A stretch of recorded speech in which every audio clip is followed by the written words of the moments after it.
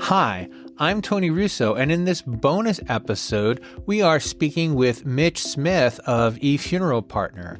He'll be giving a presentation on April 1st in Pittsburgh at the Kates-Boylston Funeral Service Business Plan Conference, and it's called Reimagining Preneed Funeral Planning, Technology, Trust, and the Next Generation. But this conversation touches on that and then moves right forward, so it's absolutely worth listening to. Mitch is a bright guy.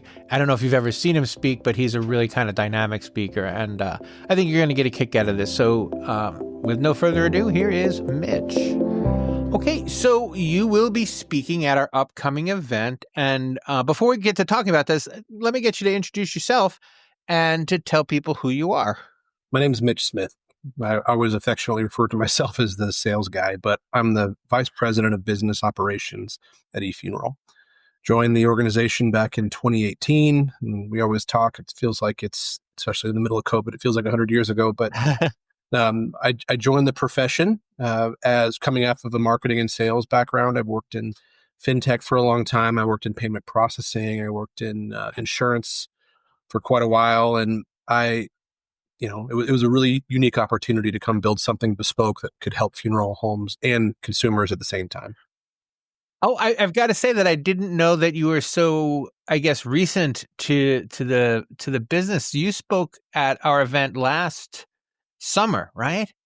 Or I believe so. I'm trying to recall the location. I remember it very vividly because I had a heck of a time getting home, a bunch of flight cancellations, but it was up in the Northeast. I think it was Rhode Island. Yeah, it was in Rhode Island, but you also gave like a stellar presentation. We all had trouble getting home. That was a just dumb luck, but you gave such a stellar presentation. You were just very, very at ease with funeral service and its digital discontents, if you will.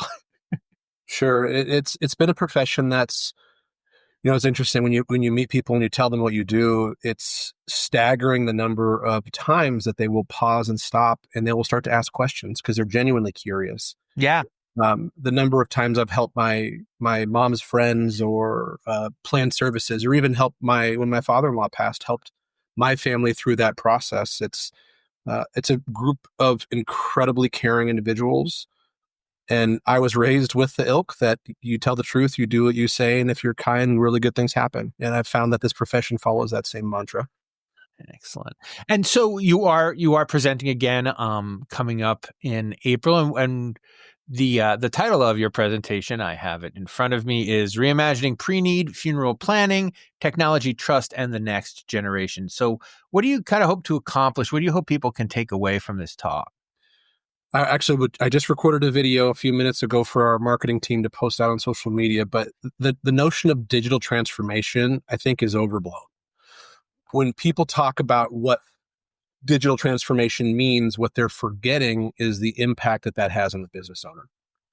So we'll be talking about pragmatic things that they can do in the short term, long term, and eventually major changes to their system to be able to adapt to the consumer. And the core of this presentation is about that consumer. Go ahead, please. No, please continue. After COVID, and just, I've got two boys. I spend a lot of time coaching them. They both play hockey, soccer, and lacrosse. They're all over the place. And what I have really found most beneficial after COVID is the ease at which places like restaurants and grocery stores make things deliverable to me. When I then go look out in the world and say, hey, what other products do I want to buy? It could be a car, or I love to fly fish. I'm looking for equipment. If I can't find information that's clear, concise, I just leave. And what we're finding is that has become a ubiquitous problem across a lot of our funeral home partners' websites. And not exposing information, and I'm not saying that they need to expose pricing. That's definitely a business by business decision. But not being clear and candid with information will cause some consumers a bit of hesitation. So letting them at ease, the presentation will go through some stats and some figures, but the whole concept is we want to put people at ease, that consumers are not out to get them, and every single person is a price shopper. So we can buck the notion that they're looking for the cheapest service and show them that if we give them the right tools, they will get there on their own. And you're still going to have walk-ins, you're still going to have call-ins, and there's not going to be a fundamental shift to the way you do business. but it may be a fundamental shift in the way you communicate about how you do business. Well, it's interesting, especially given how you were saying, funerals don't need to, they don't need to have necessarily the top tech, but because people are genuinely curious, if you give them a reason enough to stay, they will continue to look. But you have to say, okay, this is all the stuff that's here right now. You don't have to look any farther. We have all the information that you're going to need here. And then people who are interested will be confident that they'll navigate their way through it and find an answer. That's correct. I think when you think about businesses of any sort, and I'm saying this not to liken the funeral profession to other businesses in this manner, but if everything is equal in the eyes of that consumer, they're confident in both locations in terms of a purchase. One makes it harder than the other. Everyone would say they know what decision they're going to make. But when we look through the lens of our own businesses, and I'm not a funeral home owner or a funeral director, when we look through the lenses of the businesses that they operate, it often comes down to, if we wouldn't do things that way, or my families wouldn't do things that way. And they're right. The families that they've talked to up to that point are 100% accurate in that assessment. The concept here is, how do we address what will be coming in the future, which is a far more finicky and willing consumer?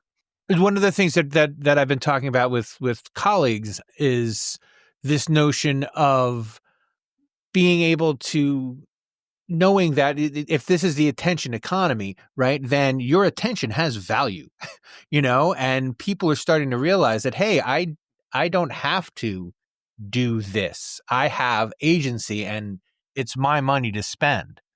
Yes, that's a really good point. In a lot of the conversations with my mom's friends, so just for perspective, they're planning for themselves, or even potentially planning for brothers and sisters, likely not their parents, but some of those are still around. And it's the same continual conversation with them, which is, I don't want anything.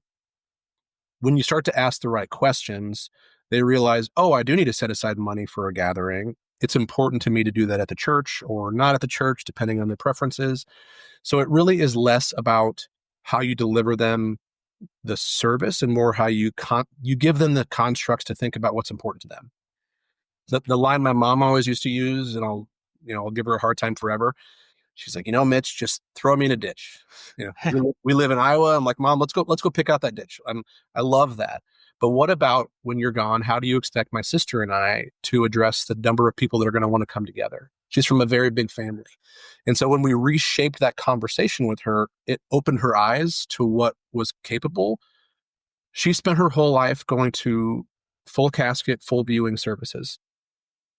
So to her, a funeral was a very deep, very dark, and even overly sad, and something that she wanted to avoid, as opposed to a celebration of life, or the new, more fun and nuanced ways that people are addressing end of life celebrations. One of the reason that has been, I think, on the rise is once people have kind of broken out of, I can have something else. Well, what are my possibilities? And showing them that there are possibilities.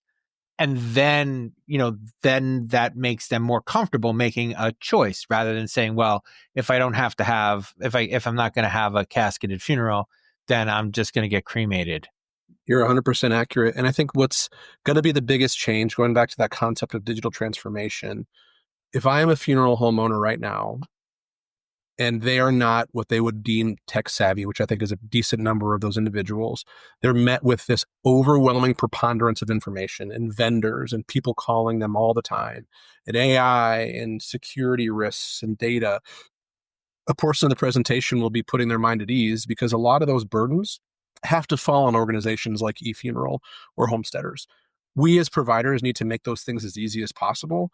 And I would say, don't worry about that as a funeral home level. Truly ask yourself, what business solution, or what business problem am I looking to solve over the next 3 to 5 years?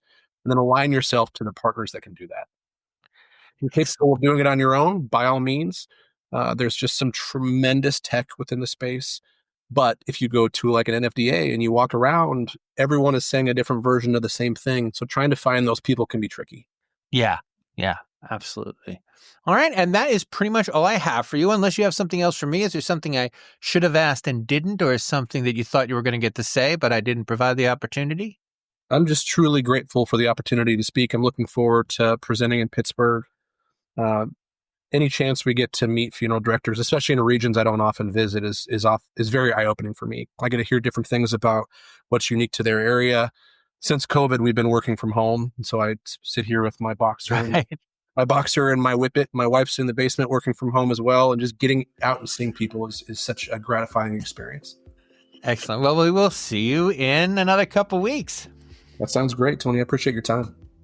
Funeral Service Insider is a Kates-Boylston production. It was written and edited by me, Tony Russo.